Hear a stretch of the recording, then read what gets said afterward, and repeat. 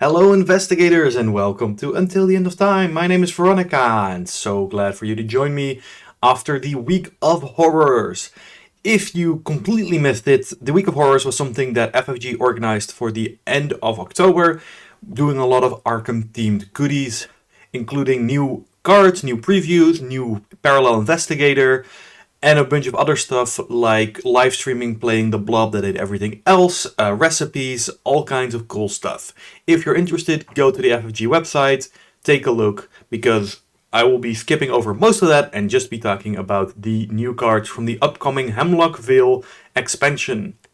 We got 6 new cards to talk about, which is pretty awesome. We don't usually get this many new cards this early in preview season, and I think it's worth specifying that, as far as I can tell, this was a bit of an exception to how they are planning to do preview season, as in there's probably going to be a little break. We won't get a lot of previews in the next couple of weeks, and then things will pick back up in a little bit of time and go on to be the normal preview season that we expected from Scarlet Keys, which I think is awesome. I like having this little bit of preview so that we can get excited for the themes of the expansion, but also we should have a preview season that aligns closely to the actual release date, and if they started previewing all the cards now, there would be a noticeable gap between when they showed us these cards and when the cards actually would release.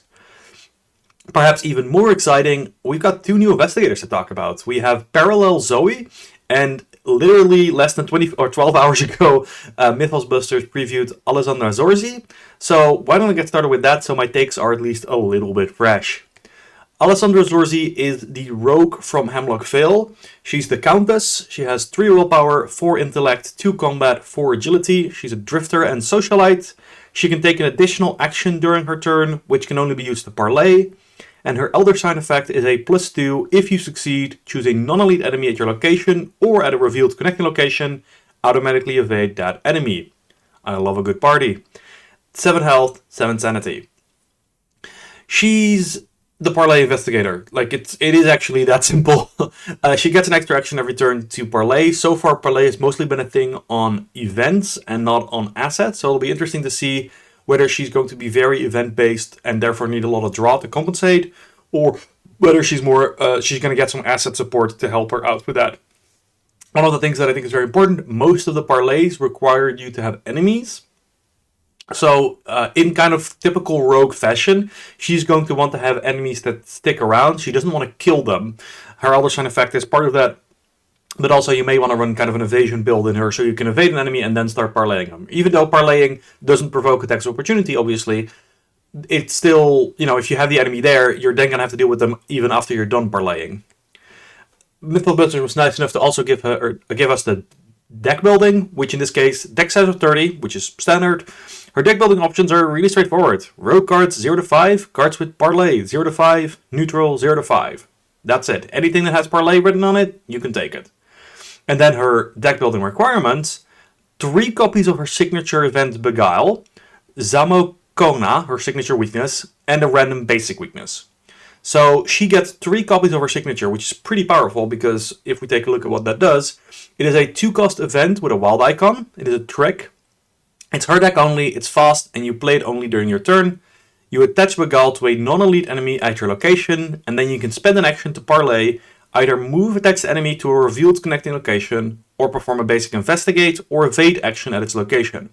If you fail a skill test while resolving this ability, discard Beguile, and you may activate this ability from any location. Important here, because this is still her event, other investigators can't activate this, but she can activate this from any location. So that's pretty powerful. This is, some people have already said that this is the Power Word at home. If you remember, Power Word from the previous expansion from Scarlet Keys was a mystic parlay-based thing that lets you control enemies. She just gets 3 copies of it built in. It's worth noting that these have to be basic investigate or evade, so you can't combine it with other events or assets. But that's still pretty good. You get to turn your bonus action into getting clues or evades, which is pretty nice. One thing also to keep in mind, these investigates and evades are going to be skill tests you perform during parlay actions. Therefore, Fine Clothes, a card that I expect a lot of Alexander decks to be running, is definitely going to help out there, reducing the Shroud or the evade difficulty by 2. Then there is her weakness, Zamakona. This is a 3/3/3 weakness enemy, humanoid and criminal traded. It is elusive, which is a keyword that we've seen before, but we haven't quite, we have at this point figured out what it does, but we'll get back to that later in the video. It spawns at the nearest empty location if able. This is a little bit unusual wording. Before it would have been spawn nearest location if empty if able, I think, but basically it spawns at a location that is empty as close as possible. If there's no empty locations, it still spawns. It just spawns at a not empty location. I'm pretty sure is what that means. Alesandra Zorzi cannot parlay with Zamakona. You can parlay with this, which makes sense for a weakness for this specific investigator. You want to shut off that ability. And the first time Alesandra Zorzi parlays each round, you put a Doom on Zamakona. So you want to get rid of this, because if you don't, it is going to stack up with Doom and cause big problems.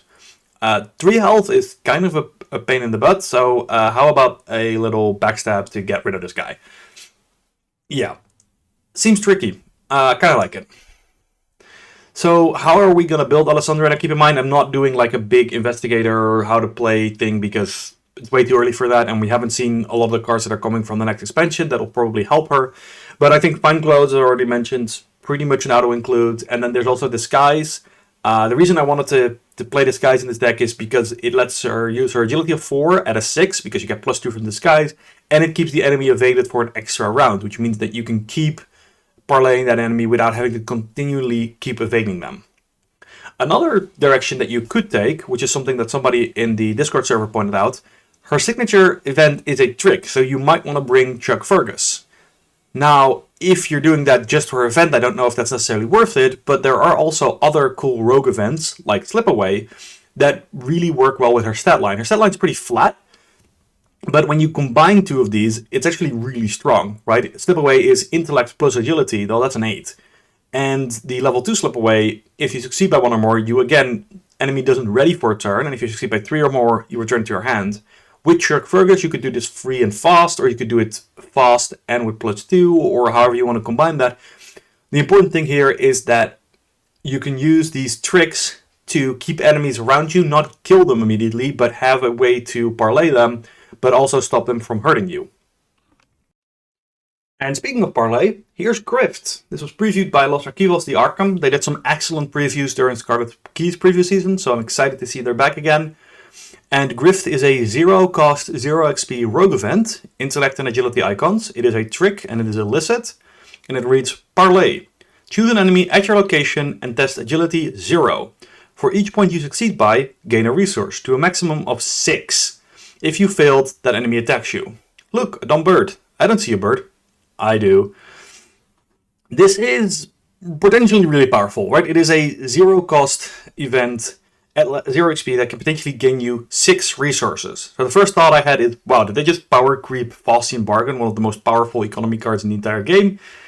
And then I let it settle for a moment and thought, no, it's probably not quite that. Because, well, obviously, yes, you can gain 6 resources.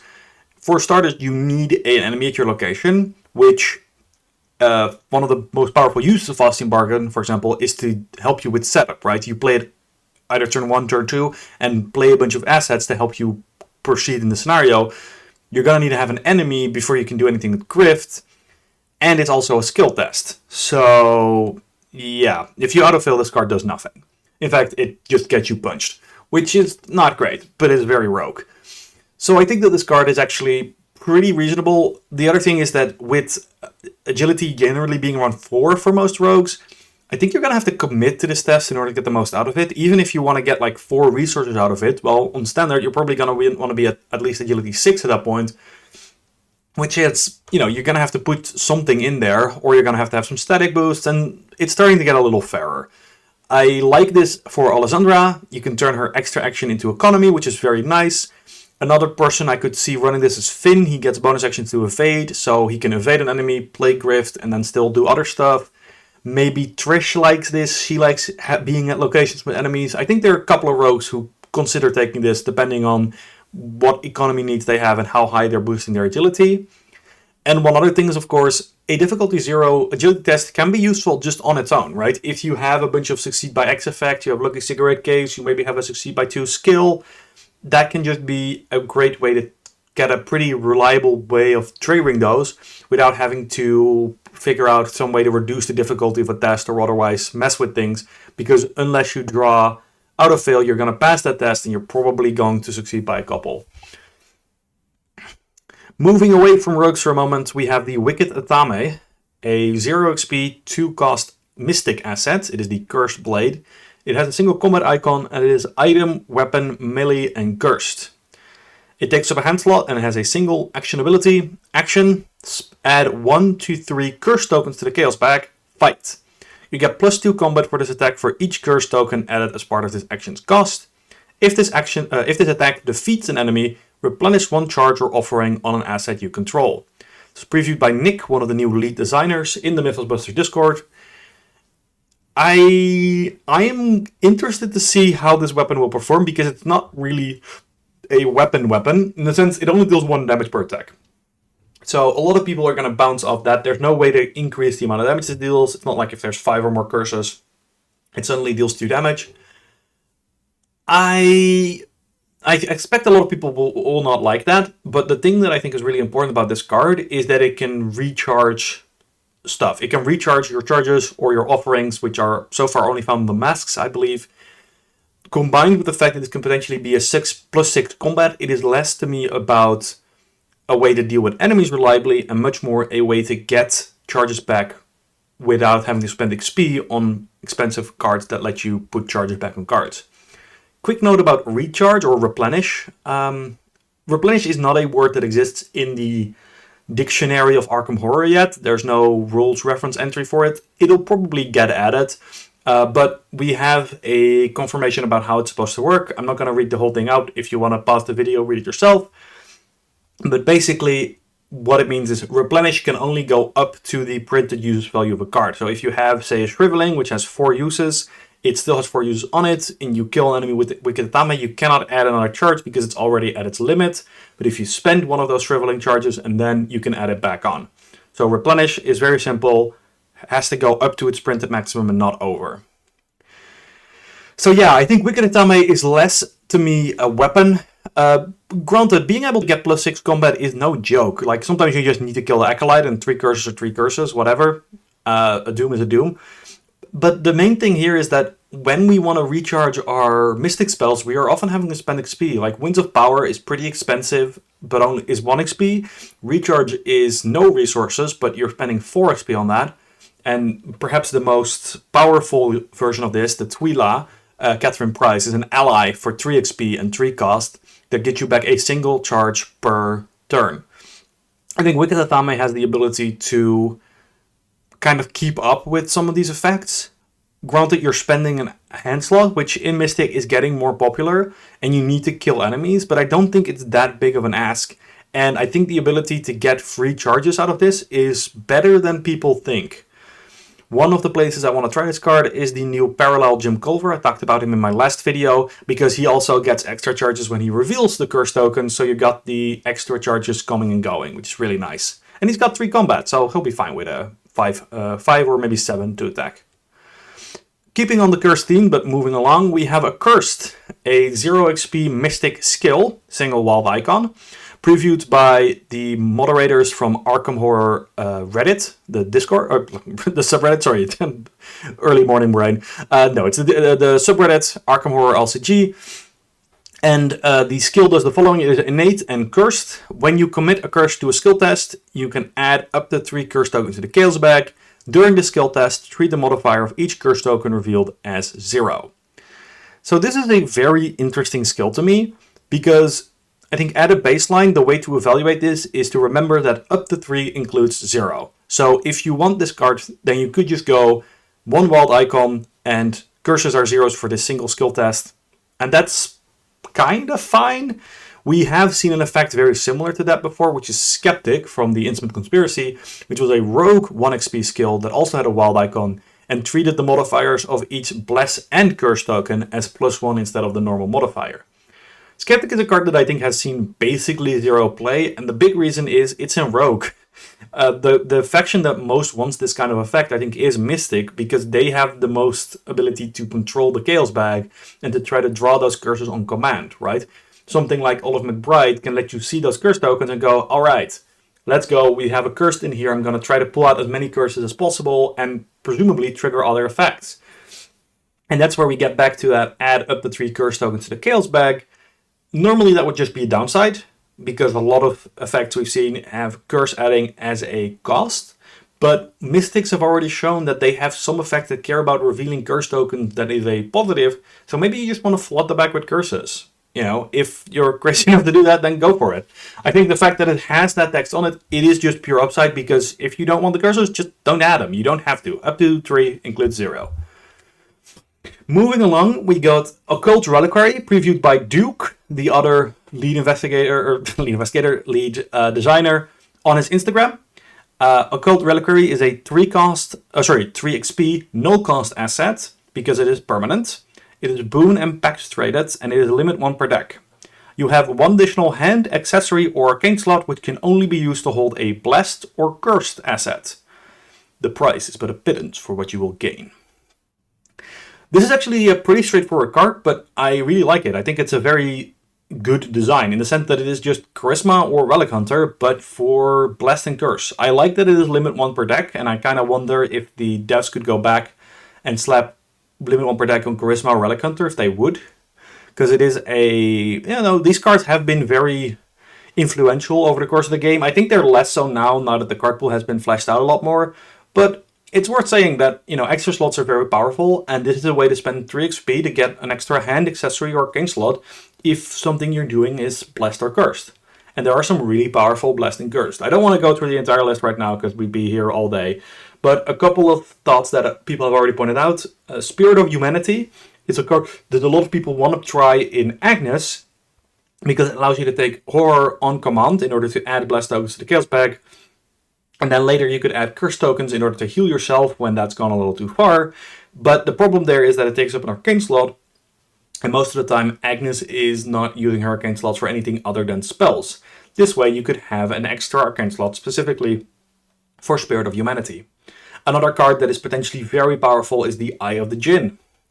This exceptional card lets you set the base skill value of one of your skills to 5 for a single test, and then does things when you reveal Blessing Curse tokens. This card is incredibly powerful, but the fact that it takes up a hand slot means that it is often tricky to get into a deck. This card is blessed and cursed, so you can just slot it in. It's worth saying that you don't need to do... I realized I picked 2 examples that are both blessed and cursed. Obviously, if they only have one of the 2 traits, that's more than enough. You don't need to have both traits. Moving along, we have Ofuda, previewed by Drawn to the Flame. It is a 2-cost 0 XP asset, which we've seen a lot of those today. Single willpower icon. It is Guardian. Sorry, I should mention that. It is Item, Charm, and Blessed traits. It uses a single charge, but replenishes this charge the first time a Blessed token is revealed at your location each round. So again, replenish cannot go over 1 charge, but you get it back every time, or the first time a Blessed token is revealed.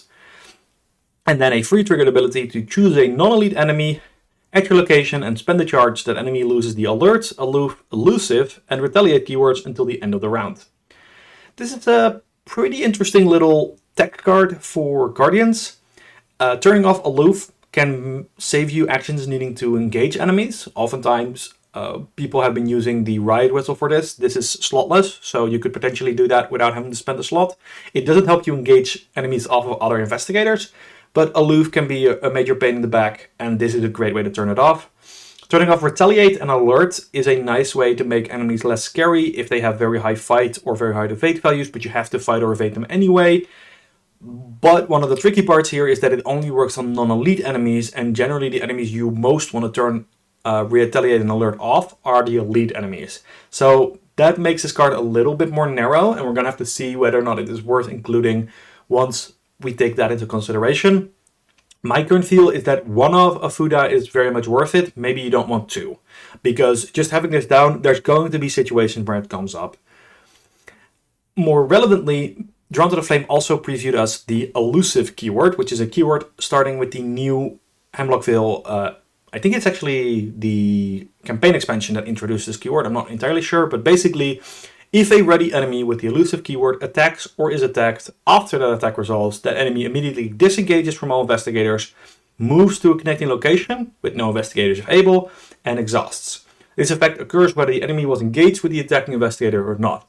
So it is not the anti-hunter, as some people, myself included, expected, but it is instead whenever you attack them, they run away. Worth noting, it has to be attacked specifically. If you do automatic damage with something like a beat cop, that doesn't trigger elusive. The other thing that's very important has to be a ready enemy, and they exhaust after it happens.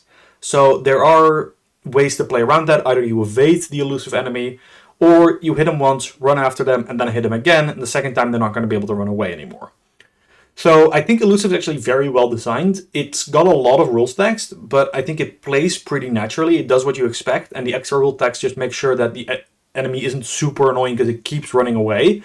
And I think once you get this to the table, it's going to be very straightforward. You just need to deal with the enemy either one action, or you need to exhaust them somehow. I think this does make the weakness for Alesandra pretty annoying because it has 3 health. So again, I think evasion is probably your best bet there. You want to evade them first and then start wailing on them.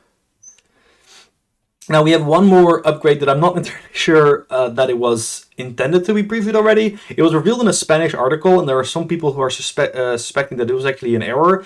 I'm not entirely sure. I think if FFG doesn't want cards to be previewed, why are they in articles? But again, I'm not on the inside of FFG. I don't know if this was a mistake or not. But it is an upgrade to the Ravenous Myconid, which we saw in the original preview article, was one of the research cards that we haven't seen for Scarlet Keys, but saw before you research and then it becomes more powerful. This is one of the upgrades. It is a 2-cost 4 XP intellect icon asset. It has a single health, single sanity, and it is researched, limit 1 per investigator. As a free trigger, you search your bonded cards for Uncanny Growth added to your hand. You can only do that once per round. And it has a reaction ability. When an investigator draws a non-weakness treachery, if their location's shroud value is equal to or less than the number of growth counters on Ravenous Myconid, cancel the effect of that treachery and discard it. Remove all growth counters from Ravenous Myconid. It's important to note that this is a translation. It could be wrong. The thing I'm least sure about is whether or not it has to be at your location or it can be at any location.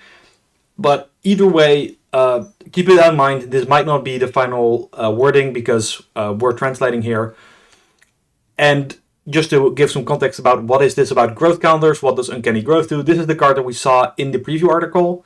So it starts out with a 0 XP, 2 cost asset. You can spend an action to search your bonded cards for Uncanny Growth, which is a 1 cost event, which basically lets you take a investigate action, and after the test resolves, you place a resource on the Ravenous Myconid as growth for each point you succeed by. So you care about how much you're succeeding on this investigate. And then you set it out of play, set it aside out of play if you succeeded, but if you fail, you return it to your hand. So kind of nice, you're not going to be punished for failing too hard, you're going to get a succeed. And then you're going to get some amount of tokens, which depends on how much you can succeed by. So I actually think that this is powerful but not broken, because the first thing I thought when I saw this is, oh great, it's like ward protection level 5 because it can cancel any treachery. It's more like level 2, but it can cancel treacheries. You don't have to take the horror, but it's worth keeping in mind, right? How much are you succeeding by? How many growth counters are you reasonably getting during a turn? Because you're having to spend a resource, and then you're taking investigate with this event, so you can't do something else with it, right? You can't be burning the midnight oil, you can't use your fingerprint kit. So maybe that's not that bad. And then the other thing is, obviously, you're only going to be able to cancel probably about 1 treachery every round, because once you've done it, you remove all growth counters. Even if, say, somebody's at a 1 shroud location and you have 5 counters on the Ravenous Myconid, you're still removing all 5 of the counters, which is, I think, a very important balancing fact, right? Having more counters is nice because it means enemies or investigators can be at higher shroud values and you can still protect them, but it doesn't prevent, it doesn't let you build up these cancels, which I think is very important to keep the game scary. I think this is a powerful tool, but at 4 XP, I don't think it's broken. It's also a limit 1 per investigator. I don't remember the traits offhand, but I don't think it's something you can easily search for. So I think this is probably a pretty cool upgrade to be a little bit more of a protective kind of seeker, right? You can cancel your ancient evils, you can cancel some other like instant death treachery, but you're not going to just be canceling a treachery every single round, is what I'm expecting. And then last but certainly not least, we have Parallel Zoe. Zoe is a investigator from the Doge's Legacy, and she's returning to us as a blessed style investigator. So she still has 4 health, 4 willpower, 2 intellect, 4 combat, 2 agility.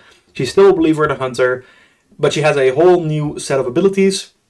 As a reaction, after you deal 1 or more damage to an enemy, add a blessed token to the chaos bag, limits once per phase, and a free triggered ability.